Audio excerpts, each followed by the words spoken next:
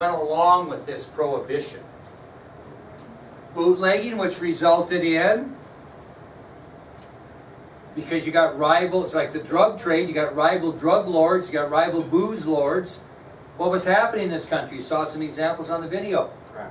What's that? Crime. Homicide rate was horrible. It was the highest it had ever been in American history. And Roosevelt says, wow, this really isn't working.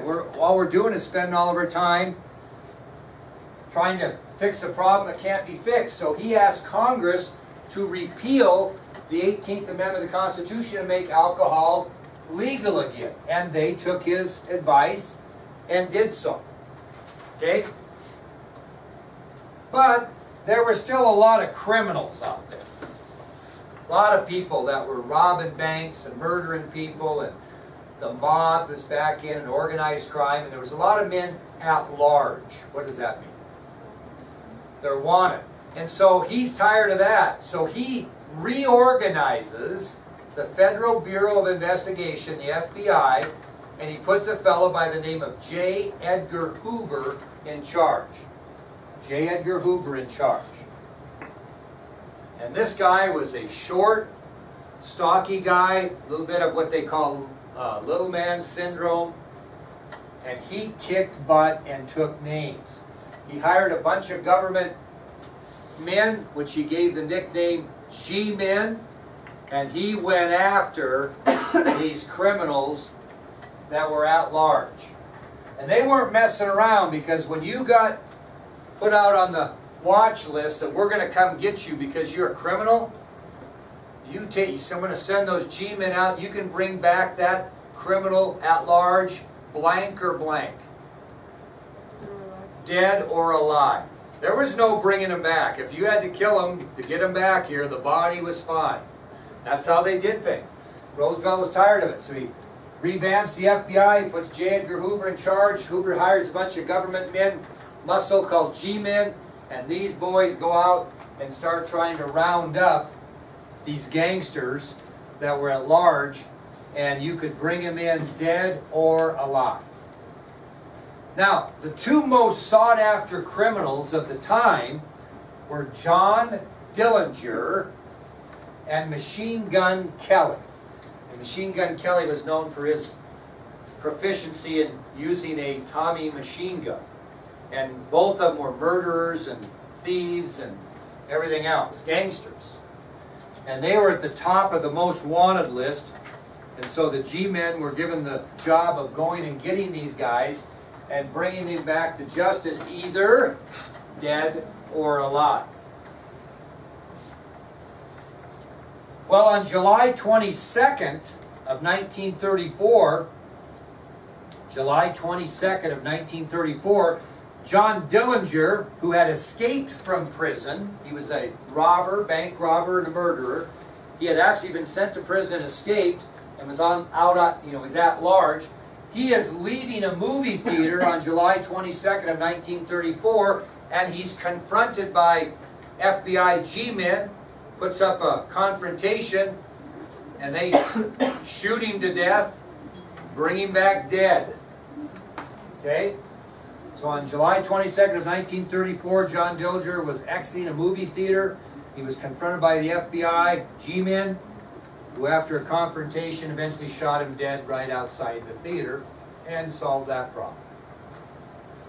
Machine Gun Kelly was a little smarter. He actually got captured. Didn't put up as much of a confrontation, or they'd probably wouldn't have wasted any time on him either. He surrendered, okay? And he was sent to this brand new maximum security prison that was built in 1934 called Alcatraz.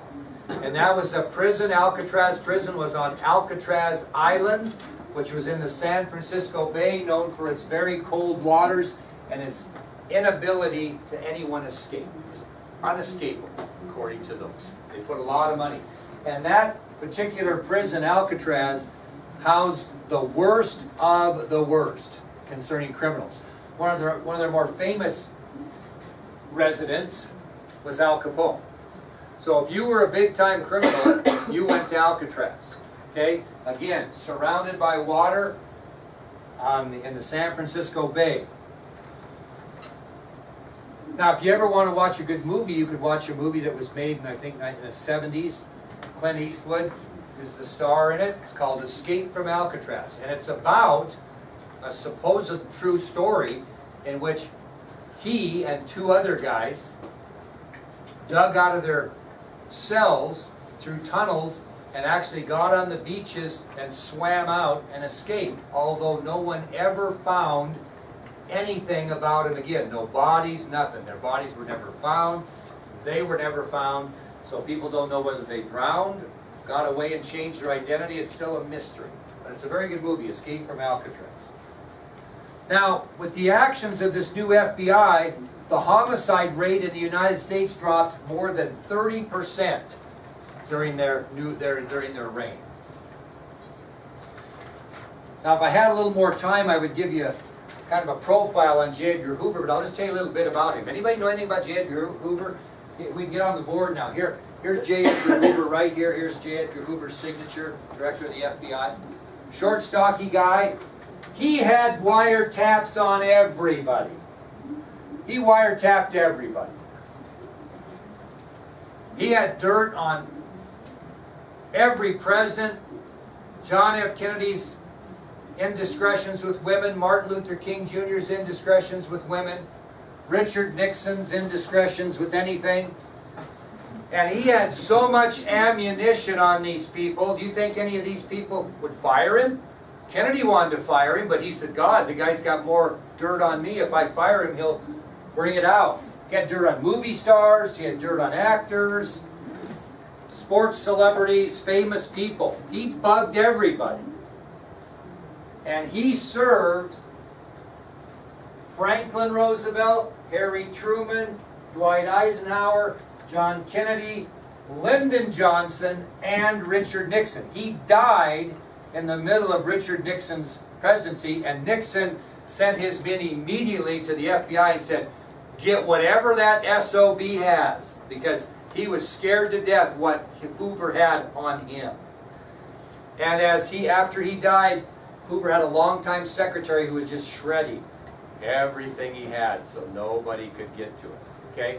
Now, another thing about J. Edgar Hoover, he was gay and had a male companion throughout his entire time with the FBI.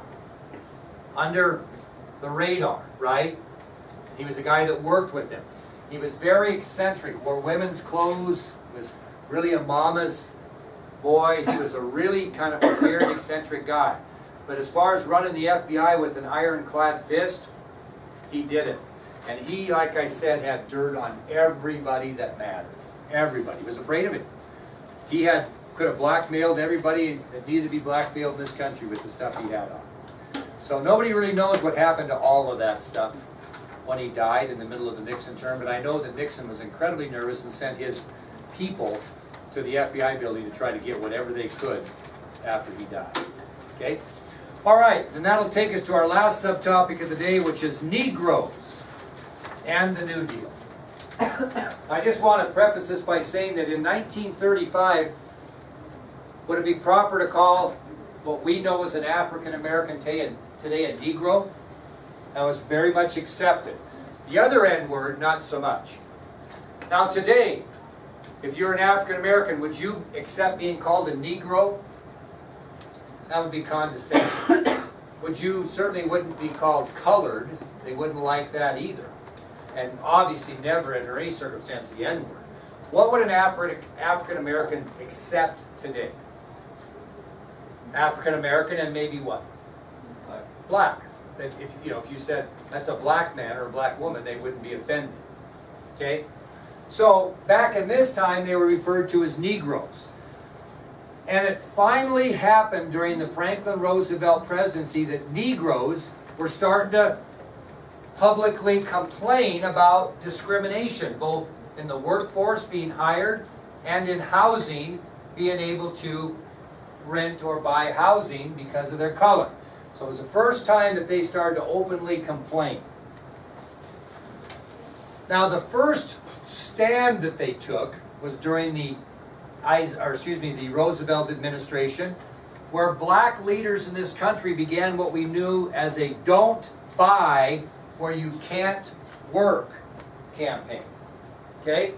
So for the first time in American history, African Americans, or Negroes as they were then, began to fight back. And they started a don't buy where you can't work campaign. Now, Daniel, what does that mean? If you can't work at the grocery store, don't buy it. Don't buy from them. Yeah. Now, because pretty soon, I mean, who has most of the labor jobs in this country? The labor jobs. Black people. Negroes. So if they quit buying at stores that won't hire them, the hope is to hurt the store. The best example I can give you actually happened in the 50s. You all know who Rosa Parks is. And Rosa Parks was a black seamstress who refused to give up her seat to a white man on the bus, which was what they had to do by law. So they arrested her, fined her, put her in jail for a little bit, fined her, and let her out.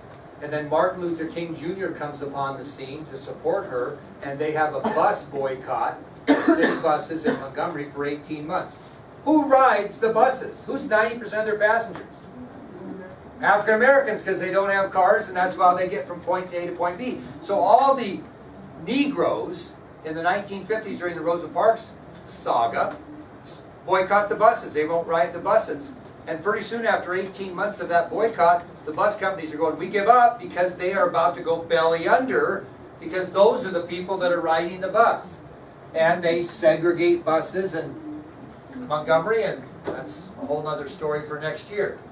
But the idea behind this don't buy where you can't work campaign is don't buy from stores that wouldn't hire you, and hopefully put them out of business. Now in 1935, Negroes got together and established the National Negro Congress. And basically that was established just to advocate for what was in the best interest of black Americans. So it was the first kind of organization that advocated for blacks being treated equally concerning work and housing. It's kind of the first Negro organization concerning civil rights. Well, about halfway through President Roosevelt's first administration, somebody puts pressure on him to get black leaders involved in government. Who's that? Who puts the pressure on him? Boys, always remember this before you say for better or for worse. His wife, right. Eleanor says to her husband, honey, about time we started involving some of these Negroes in government, don't you think? And he's thinking, man, I don't know if that'd be a very good idea. You know, the people aren't really ready for that yet. But she put pressure on him, and finally he got together an informal group of advisors that he respected within the black community and brought him into the White House to give him some advice on civil rights. What did he call that group of advisors he informally established? The Black Cabinet. And I'll guarantee you when they came to the White House, they didn't come in the front door. They kind of were almost snuck in, because Roosevelt really didn't want America to know that he was taking the advice of Negroes on government. And so he did use them, though, did get them in the White House and started at least some sort of a rapport with Negroes concerning government. Now, one of the most influential members of his black cabinet was Mary McLeod Bethune. Mary McLeod Bethune, quite a gal. Extraordinary educator. Very, very bright woman. Extraordinary educator. Very bright woman. And she really was the first woman's civil rights leader in this country. Really, the first woman's civil rights leader in this country. So she was even before who? Martin Luther King Jr. She was really the first women's civil rights leader. And probably the best known civil rights leader until Martin Luther King Jr. She served 4 different presidents during her life as an advisor. She served Franklin Roosevelt, Harry S. Truman, Dwight Eisenhower, and John F. Kennedy. She served 4 different presidents during her lifetime, giving those presidents advice on civil rights, from a woman's perspective especially. She was very much into education, and as a result, in 1943, she founded a college called Bethune-Cookman College. Bethune-Cookman College. Her name, Cookman, C-O-O-K-M-A-N. Bethune-Cookman College. Anybody heard of that university? It is a university now, Bethune-Cookman University. Small NCAA school, actually made the NCAA tournament this year in basketball.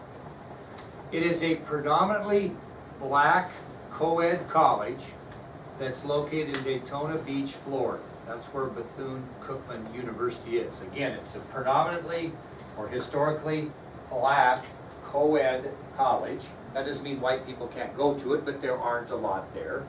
Okay? And it's in Daytona Beach, Florida. So she founded that university. Now, she became so popular that in 1974, they built a statue of her in Lincoln Park in Washington, D.C., not very far from the Capitol. And if you'd like to go see that, when we're on our trip, we could probably do that. So she was so popular and so well respected that in 1974, the Bethune Memorial Statue was erected at Lincoln Park in Washington, D.C., just outside the Capitol. Now, when we get back Thursday, we're going to talk about what Roosevelt and the New Deal does to help farmers in America, because they're in a world of hurt, how he's going to solve the banking crisis, another re-election, and some important events that happened during his second term. And then we will be done, and we will start next year with what? World War II. Okay? All right, awesome.